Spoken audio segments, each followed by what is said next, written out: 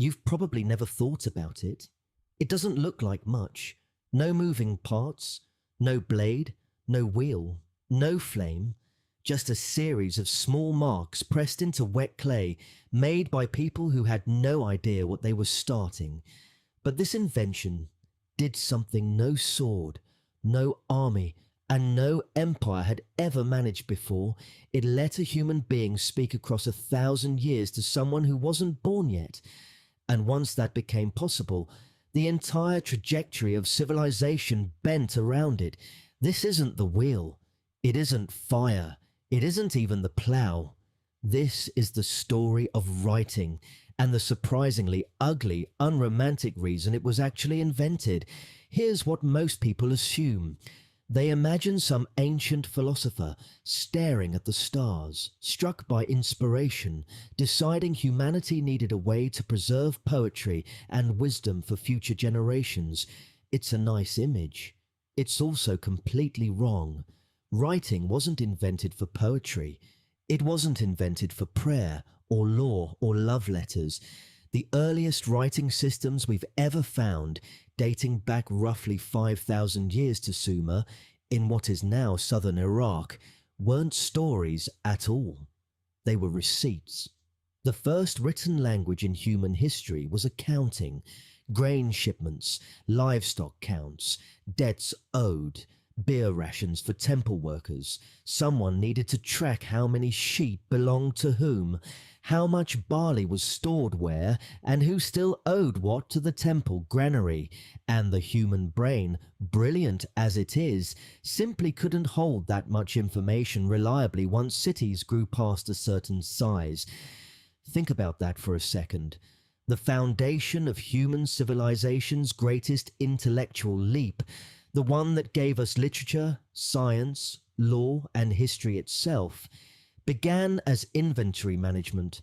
Before writing, memory was the only record. Oral tradition worked fine for small communities.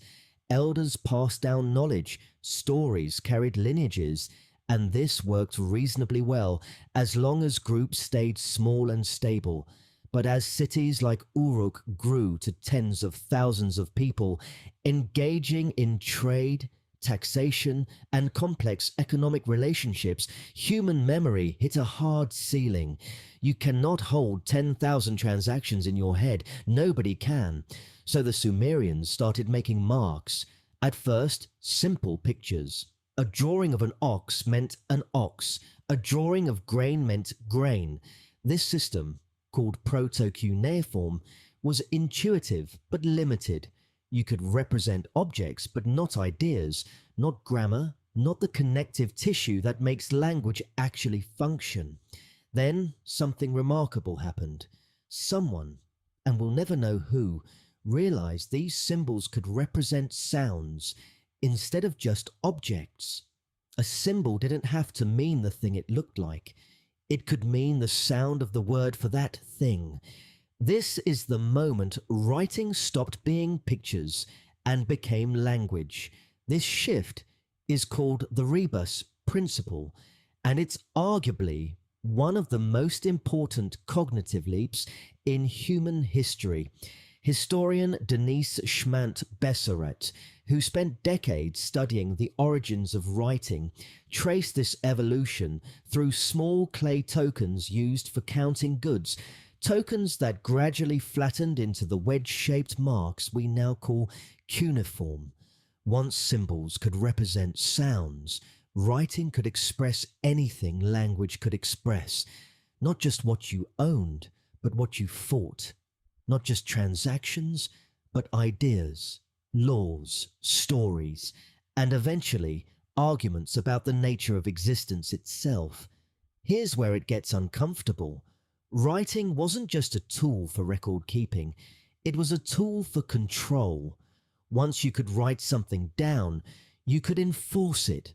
A verbal agreement can be disputed, reinterpreted, forgotten, conveniently misremembered by whoever benefits from the confusion. A written record cannot.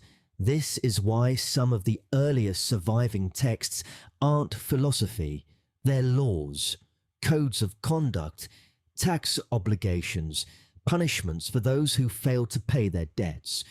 Writing gave power a memory that never faded and never forgave. Think about who actually learned to write in the ancient world. It wasn't everyone. It wasn't even close to everyone. Scribes were a specialized, privileged class, trained for years in dedicated schools because literacy was rare and valuable.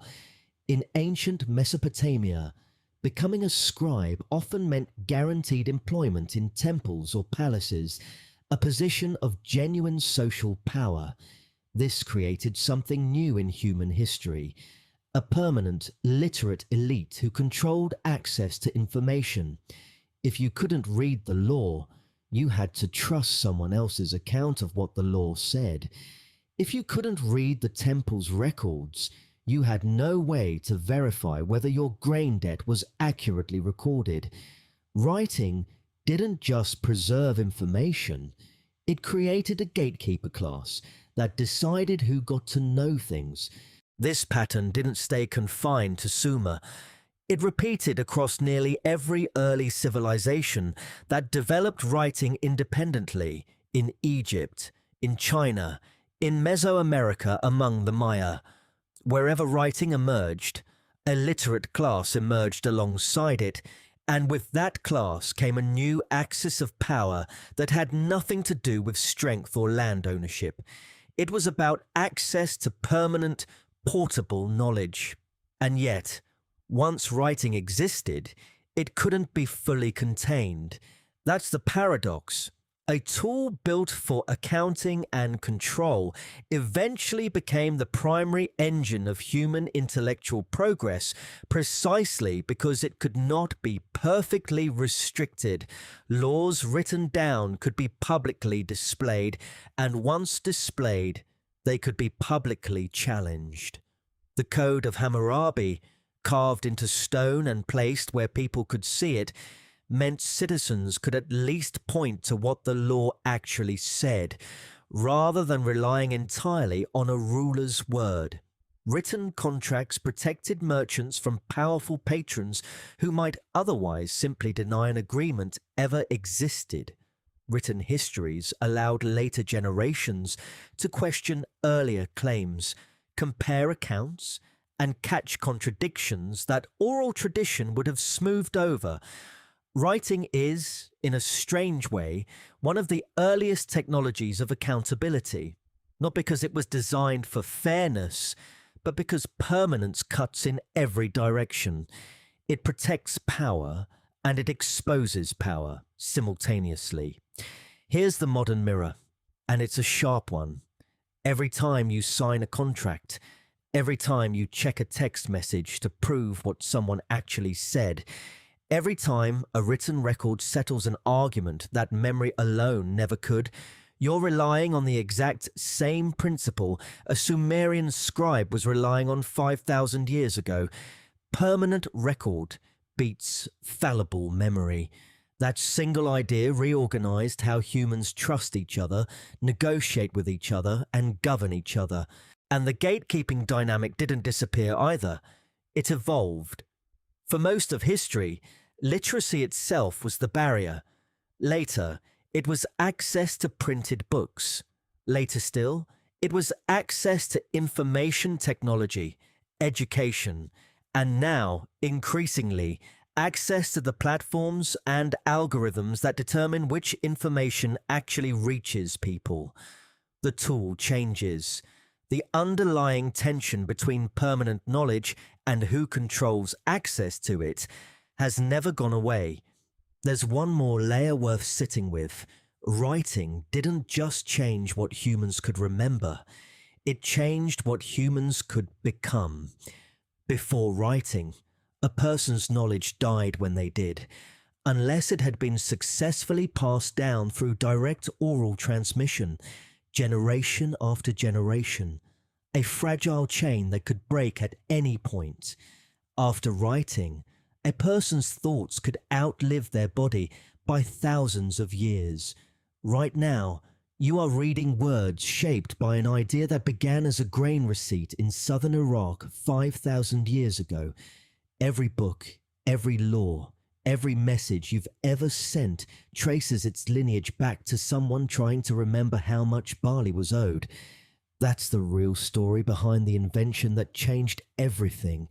It wasn't born from genius or inspiration. It was born from a mundane, practical problem. Too many transactions, not enough memory.